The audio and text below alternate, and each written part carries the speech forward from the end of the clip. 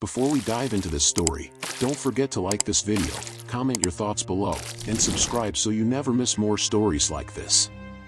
Your support helps keep these legends alive. The smoke curled thick through the backroom of Joe's Italian social club in Hoboken, the kind of haze that blurred faces and made every shadow feel alive. Cards slapped onto green felt, glasses clinked, and the low hum of Sinatra's voice drifted from the jukebox, soft but steady beneath whispers of business, debts, and blood. At the center sat Willie Moretti, sharp eyes under slicked-back hair, gold rings flashing whenever he moved his hand. He wasn't the biggest man there, or even the loudest, but his presence ruled the room like a judge. Every laugh, every deal, every secret ran through him. Willie was known as the kind of man who could make you laugh one moment and break your nose the next. He had charm that disarmed and menace that reminded you never to cross him. People feared him, but strangely, many liked him too. He wasn't just a gangster, he was a character, the sort that stories clung to even before they ended. And on this night, the story waiting to be told would tie his life forever to a skinny kid from Hoboken who dreamed of stages and lights. That kid was Frank Sinatra. He wasn't the legend yet, not the star whose voice melted hearts across America. Back then, he was just a boy with a gift and no key to unlock it. Contracts bound him, doors stayed closed, and his chances looked small in a big world.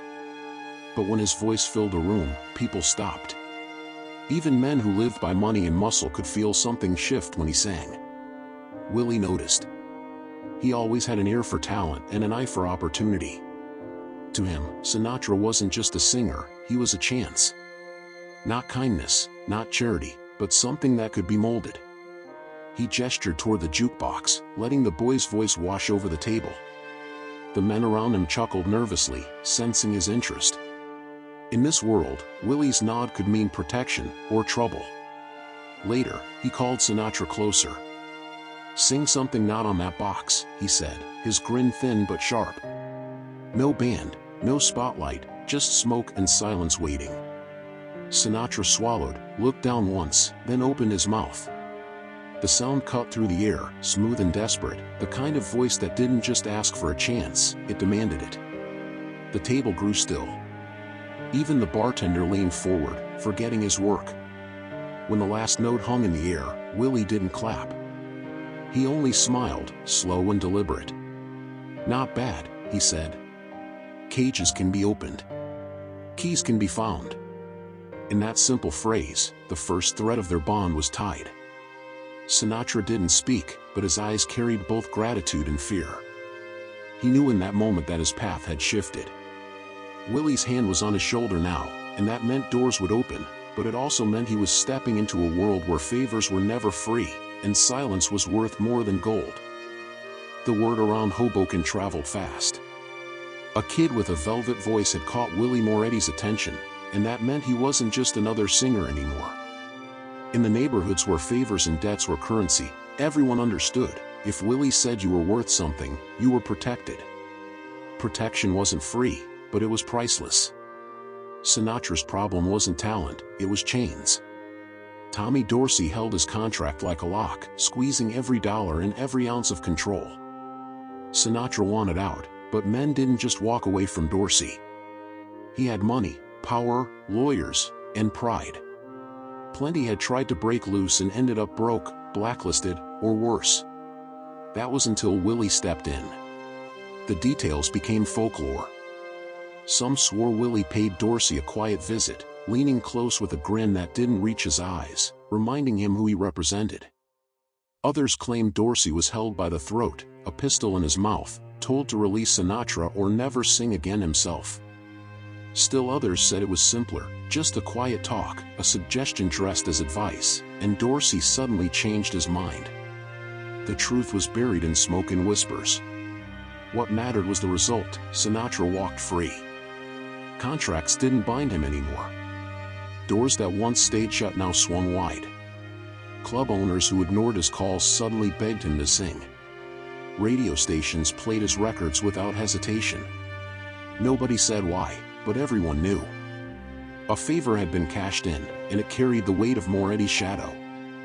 Frank rose fast, his name glowing on marquees, his voice filling theaters where fans screamed his name. But front row, in the smoke of the Colonial Inn or the glow of Jersey clubs, Willie sat like a proud uncle. He never clapped, never cheered. His presence was enough, a silent reminder to the world that Sinatra didn't stand there alone. And Frank understood. Gratitude lived beside unease. Every note he sang carried the knowledge that his success wasn't just talent, it was tied to a man whose laugh could charm a room and whose anger could bury it. He owed Willie, and in their world, debts weren't measured in money. For Willie, the satisfaction was twofold. He loved the kid's gift, yes, but he also loved what it proved. His reach stretched beyond rackets and dice games. He could mold stars, bend culture itself. A man like him didn't just run gambling dens, he pulled strings in the biggest show in America. That made him more than a gangster, it made him a kingmaker. And yet, while Sinatra's star rose, Willie's shadow grew heavier. Some admired it. Others resented it. And in the backrooms of Newark and New York, men whispered that Moretti wasn't just protecting Sinatra, he was making himself too visible, too loud in a world that thrived on silence. By the mid-1940s, Sinatra was no longer the hungry kid haunting backroom clubs. He was America's new idol, his voice pouring through radios in kitchens and bars, his face smiling from posters outside theaters. Crowds screamed his name, women fainted at his concerts, and yet, behind the glamour, the shadow of Willie Moretti followed him everywhere. Willie didn't just vanish once Sinatra was free of Dorsey. He leaned in deeper, smoothing over deals, keeping reporters from digging too far, and making sure venues treated Frank like royalty. If a promoter hesitated, Willie reminded him of obligations. If a gossip column hinted at scandal, the rumor vanished before it spread. Sinatra sang, but it was Willie who made sure the stage was steady beneath his feet. The Colonial Inn in Paramus became a symbol of this bond. On its surface, it was a glittering supper club where Hollywood stars and Jersey wise guys mingled, sipping bourbon and clapping along to music. But behind the curtains, everyone knew it was Willie's house. Politicians made deals over veal, entertainers begged for bookings, and mob lieutenants counted envelopes in the back rooms. At the center of it all sat Willie, grinning, joking, always in control. When Sinatra sang there, he never looked toward the corner where Willie sat. He didn't need to. The crowd might have believed Frank's success came from his talent alone, but Frank knew better. He could feel the weight of that grin in the shadows, reminding him who had pulled him out of his cage and into the spotlight. Gratitude ran deep, but so did the fear of what crossing Willie might mean. To outsiders, the relationship looked like friendship, maybe even family. But inside, it was something more complex, a quiet contract without paper. Sinatra owed, and Willie never let debts vanish. It wasn't always spoken, but the truth lingered in every handshake and every favor. And for Willie, Sinatra's fame was more than business, it was proof. Proof that a man from Jersey streets could bend culture, that mob hands reached beyond dice games into the very soul of America's music. He loved seeing Sinatra rise, not just because of profit, but because every time Frank's voice played, it echoed back to him. Still, beneath the glitter, cracks began to form. The Mafia world was shifting. Old flashy gangsters were being pushed aside by colder, quieter bosses who valued shadows over showmanship. Willie's laughter, once a sign of strength, now drew uneasy glances. His visibility, his celebrity, made some men nervous. They thrived on silence, but Willie thrived on being noticed. Frank, too, felt the tension. Studios whispered that his image couldn't survive whispers of mob ties. His handlers warned him to distance himself. And though he tried, sending gifts instead of showing up, offering respect from afar, the guilt never left him. He knew his success was a house built on someone else's foundation. And that foundation was starting to shake. By the late 1940s, the shine on Willie's grin began to dim. At first it was small things, forgetting names, repeating the same joke twice in one night, losing his place in a story. Men who once hung on his every word started exchanging glances behind his back. Some blamed the bottle. Others whispered the truth. Syphilis had crept into his mind, stealing sharpness, loosening his tongue in ways that could not be ignored. For most men, illness brought sympathy. But in the mob, illness was a liability. Loose talk didn't just embarrass you, it endangered everyone. A single slip, a careless remark, could bring cops, feds, or worse. And Willie, who had once been prized for his charm, was now watched for signs of weakness. He didn't slow down. If anything, he grew louder. At the Colonial Inn, he still held court at his corner table, laughing, ordering food for everyone, telling the same old tales. But where those stories once brought comfort, now they sparked unease. Was he saying too much? Was he forgetting who was listening? Even his closest allies, like Joe Adonis, started to drift away. Loyalty in that world had limits. The Kefauver Committee made matters worse. Willie was called to testify, dragged into the national spotlight. Senators pressed him under the hot glare of cameras, demanding names, demanding details. Most mobsters froze or pleaded the fifth. Willie, never one to stay silent, cracked jokes instead. He made the audience laugh, wisecracked with senators, turned the hearing into a comedy act. America chuckled. But the bosses back home did not. To them, his humor was no longer charming, it was reckless. Every laugh was a threat, every quip a crack in the wall of silence they had built. Sinatra followed it from afar, his own career now tied to Hollywood studios and movie contracts. Reporters had already started circling him, hinting at mob connections, waving FBI files under editors' noses. His handlers begged him to cut ties completely, to never be seen with Willie again. And though Frank obeyed in public, in private he carried the weight. He owed everything to a man the world now treated as a clown, and it tore at him in ways he could never admit. Meanwhile, men like Vito Genovese rose stronger, colder. They wanted a new era, no laughter, no flash, just silence and profit. Willie represented everything they wanted to bury, the loud suit, the easy grin, the wisecrack under pressure. He was a relic of the old way, and worse, he was dangerous. Still, Willie kept moving as if nothing had changed. He walked into restaurants with his head high, tipped waiters like a king, and told anyone who'd listen that he was still in the game. But beneath the noise, the truth was clear. His shield of charm had cracked, and in the world he lived in, cracks didn't heal. They broke. And once they broke, they couldn't be put back together. By 1950, Willie Moretti's world looked the same on the surface, sharp suits, fat envelopes, long nights at the Colonial Inn, but beneath it, the ground was cracking. He was still a presence at weddings, card games, and restaurants, but the warmth in the room had changed. Where men once leaned close to laugh with him, they now leaned back, watching carefully. His voice, once a tool of persuasion, had become a risk. At a wedding in Clifton, he raised his glass and spun one of his favorite tales about the bootlegging days. Guests laughed politely, but one pair of ears listened too closely, ears that belonged to a man feeding the feds. By the time dessert was served, Willie's words, almost word for word, were sitting in an agent's file in Newark. It wasn't that he had given anything away directly, but in that world, even a careless detail was enough to mark you as dangerous. Joe Adonis, once his closest ally, began to keep his distance. It wasn't betrayal so much as survival. In the mob, a man could be your brother one day and your downfall the next.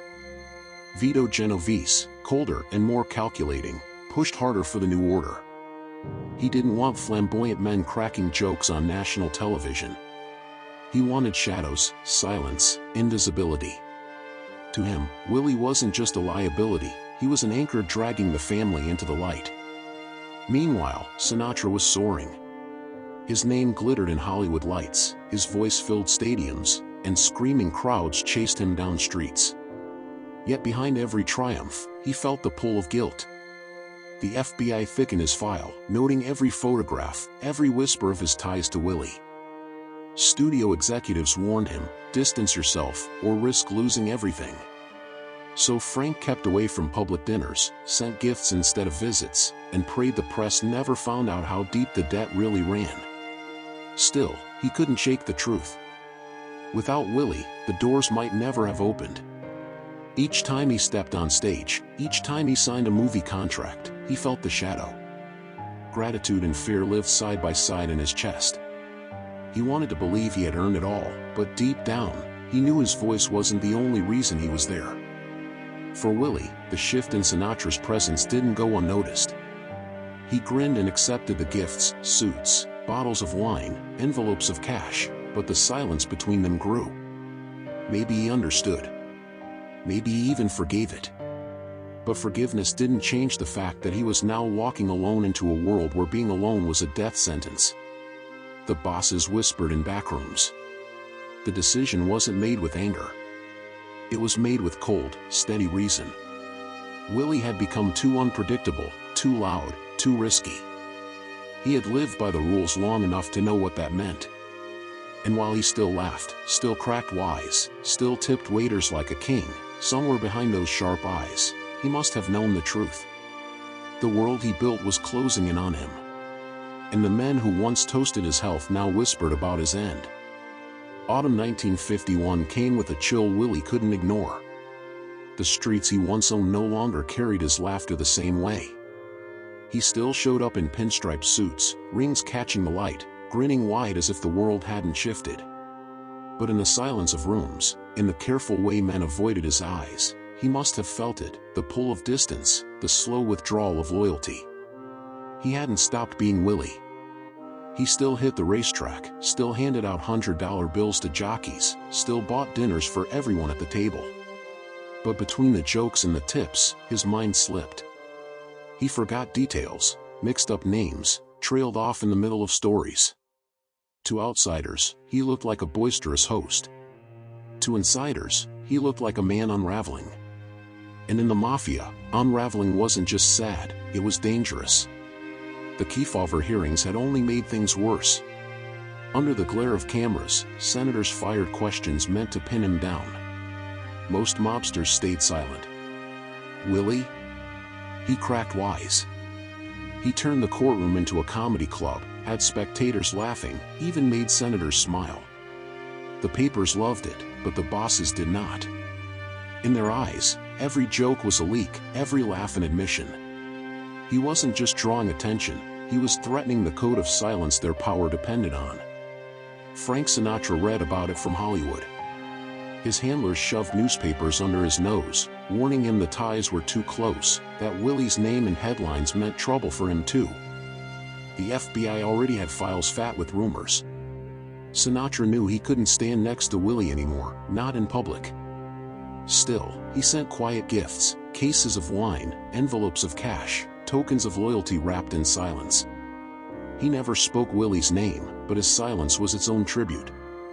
Meanwhile, the bosses made their decision. It wasn't debated. It wasn't even argued. It was agreed upon the way men agree the sun rises in the east. Willie had become a risk too great to carry. His sickness, his humor, his visibility, it all made him a threat. And threats were dealt with, no matter how many laughs they'd shared in the past. Still, Willie carried on. He walked into restaurants as if the world still belonged to him, slapped backs, filled plates, made waiters beam with his tips. He didn't hide, didn't run. Maybe he thought history would protect him. Maybe he believed the laughter still mattered. Or maybe he knew the truth, deep down, and chose to meet it head-on. For a man who had built his life on both loyalty and betrayal, it couldn't have been a surprise. The rules were carved deep into him. And if he had broken those rules with his illness, his mouth, his style, then he already knew the cost. The decision had been made. The clock was ticking. And Willie, with his grin still fixed in place, was walking toward the end of his story without flinching. The first week of October, 1951, felt like any other to outsiders. But inside the mob, the decision was already sealed. Willie Moretti's name had been spoken in quiet tones, and when a name was spoken like that, the outcome was never in doubt. He was finished. Not because of betrayal in the usual sense, but because he had become a risk that loyalty couldn't cover anymore. At Joe's Elbow Room in Cliffside Park, Willie still acted like the king of the room. He laughed too loud, ordered more food than anyone could eat, and told stories about the old days when bootlegging was gold and favors bought safety. The younger guys at the table forced smiles, nodding politely, but their eyes told a different story. They weren't listening to a leader anymore, they were watching a man already marked. Everyone knew what was coming, except maybe Willie. Or perhaps he did know, and chose to pretend otherwise. That was the kind of man he was, grinning at storms as if they were sunshine. He still tapped his ring against his coffee cup, still called waiters by name, still filled the air with his voice. But beneath the noise, a silence hung heavy. It was the silence of men who had agreed to kill one of their own. Sinatra was far from Jersey then, busy with studio sets and concert halls. He had no say in what was about to happen, and even if he had, his voice wouldn't have mattered. The mob didn't bend for sentiment, not even for Frank Sinatra. Still, had he been there, he would have seen the signs, the thin smiles, the glances passed between men, the way conversations died when Willie left the room. On one of those days, Willie was asked to join a sit-down, a friendly breakfast with familiar faces. Nothing unusual, nothing suspicious. Just food, laughter, maybe a few jokes. He agreed without hesitation, as though this was no different than any of the hundreds of sit-downs he had attended before. That was the code, you showed up, even if you suspected the truth. Walking away wasn't an option. He put on a suit that morning like always, polished his shoes, straightened his tie. The man in the mirror looked the same as he had for years, broad smile, slick hair, diamond flashing. But the reflection didn't show the isolation, the distance that had grown between him and the men he once trusted. When he stepped out, following them toward the waiting car, he didn't falter. Maybe he thought they were still his friends. Maybe he knew better. Either way, his stride never broke. The same grin stayed on his face, the same swagger in his step. If he suspected what waited at the end of that drive, he carried it silently, like a man who understood the rules better than anyone else. And as the car pulled away, ordinary people on the street saw nothing unusual. To them, it was just another group of men headed to a meal. They couldn't know that for Willie Moretti, it was the final ride, the last chapter in a life lived too loudly in a world that demanded silence. The car rolled through Cliffside Park that October morning, quiet on the outside, heavy on the inside. Willie sat in the back, still carrying the grin he'd worn for decades, tapping his ring against the window in a rhythm only he seemed to hear. He didn't ask questions, didn't demand details. Maybe he believed it was just another sit-down, another meal. Or maybe he knew exactly where the road led and chose to ride it anyway. In his world, sometimes knowing and pretending not to know was the same thing. They pulled up to a modest house, the kind that blended into the neighborhood. Curtains drawn halfway, kitchen light glowing faint. To any passerby, it looked like a family breakfast. Nothing unusual, nothing suspicious. That was the point. Inside, the table was already set, cold cuts, bread, coffee. Familiar faces waited for him, men he had laughed with, worked with, protected, and feared. He lowered himself into a chair, smoothed his tie, and looked around with the same easy confidence that had carried him all his life. "What's with the long faces?" he cracked, voice dripping with humor. No one laughed. The silence said everything. Willie poured sugar into his coffee, stirred, and leaned back. Maybe in that stillness he thought of Sinatra, of the skinny kid who had once sung nervously in a smoke-filled backroom. Maybe he thought of the Colonial Inn, the endless nights of laughter and applause. Or maybe he thought of nothing at all, accepting the unspoken truth that had been closing in for months. The first shot came fast. Then another. For in total, shattering the quiet and echoing off the tiled walls. Willie slumped forward, his head falling against the untouched plate of cold cuts. The diamond on his hand caught the kitchen light one last time before going still. The men didn't linger. They stood, checked their coats, and walked out. To them, it wasn't personal, it was business, a rule enforced, a loose end tied. Loyalty in their world had an expiration date, and Willie's had just run out. Outside, the neighborhood carried on like nothing had happened. A milk truck rattled down the street. A dog barked. Kids laughed in the distance. Life moved forward, blind to the fact that one of Jersey's loudest legends had just been silenced in the most ordinary of kitchens. By nightfall, the headlines were everywhere: Gangster slain in Jersey restaurant. Sinatra pal dead in mob hit. Reporters speculated, neighbors whispered, readers devoured every detail. But among the men who truly knew him, no one needed headlines to explain. Willie had lived too loud, laughed too openly, carried too many secrets. And in the end, he had paid the only price their world allowed. The day after Willie's death, silence carried more weight than gunfire. In backrooms and clubs across New Jersey, men who had once raised glasses to him now lowered their voices. Nobody questioned why it happened. Nobody even asked who pulled the trigger. In their world, explanations weren't needed. Willie had broken the rule of silence, and the punishment had been carved into the code long before the shots were fired. At the Colonial Inn, his corner booth sat empty. The band still played, couples still danced, waiters still carried trays of veal and wine, but the room felt thinner, as though some of its electricity had vanished. Patrons glanced at the booth out of habit, expecting to see that wide grin and hear that booming laugh. But the chair stayed vacant, and the silence around it was louder than the music. Frank Sinatra, thousands of miles away, received the news with a heavy stillness. He was no stranger to loss, but this one cut differently.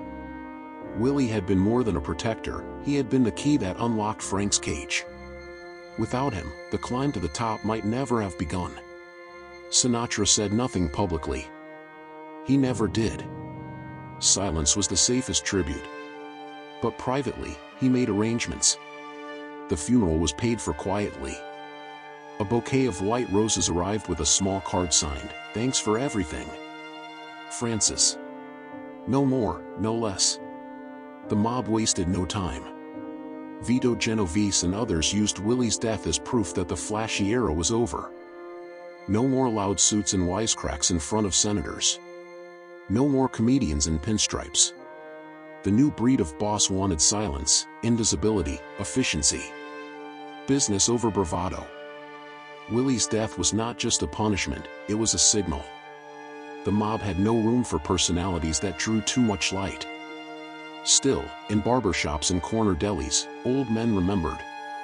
They told stories of Willie walking in with pockets full of cash, buying drinks for everyone, defending entertainers who couldn't defend themselves. They mimicked his wisecracks, chuckled at the memory, but their voices softened at the end. They knew he had flaws, that his illness made him reckless, but they also knew he had a heart big enough to protect those who had nothing else. For Sinatra, the ghost of Willie lingered in every shadow. He carried it on stage, in the pauses between lyrics, in the weight behind softer songs. The public heard romance and heartbreak. Frank heard history, his own and the man who had helped shape it. Each encore carried a trace of the debt he could never repay. Willie's story became legend, half truth, half myth. Some swore he was a clown undone by illness.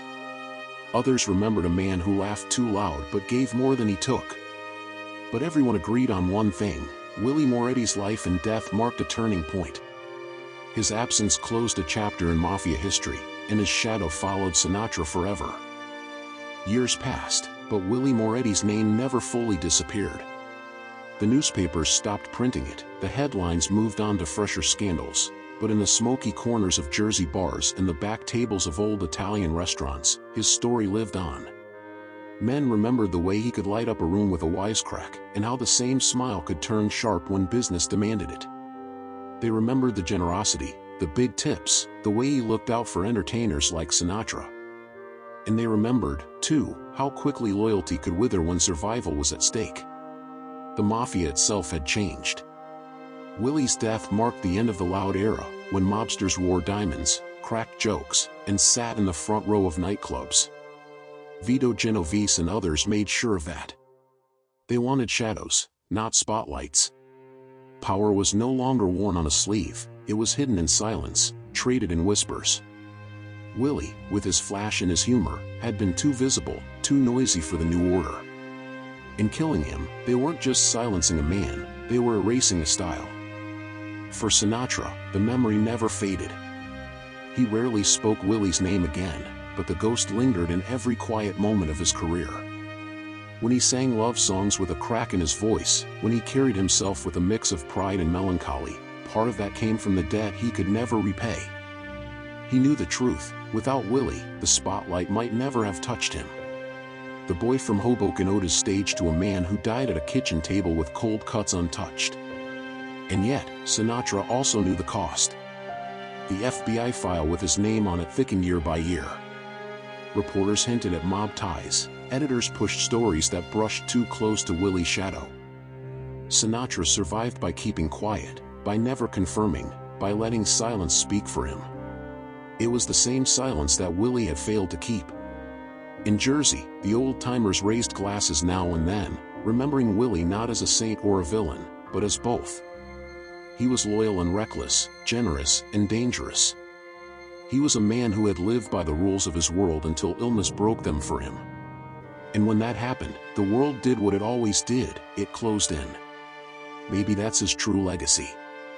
Not just the laughter or the favors, not even the famous names tied to him, but the reminder that in that life, loyalty was fragile and survival always won. Willie Moretti's story was proof that you could live loud, die fast, and still leave a shadow that stretched across decades. And for Sinatra, that shadow never left the stage. Every time he sang, every encore he gave, there was an unspoken echo of the man who had once leaned across a smoky card table and decided that a skinny kid from Hoboken deserved a chance. Thank you for staying with us through this journey. If this story gripped you, don't forget to like, comment, and subscribe. Your support helps us keep sharing the stories the world tried to forget.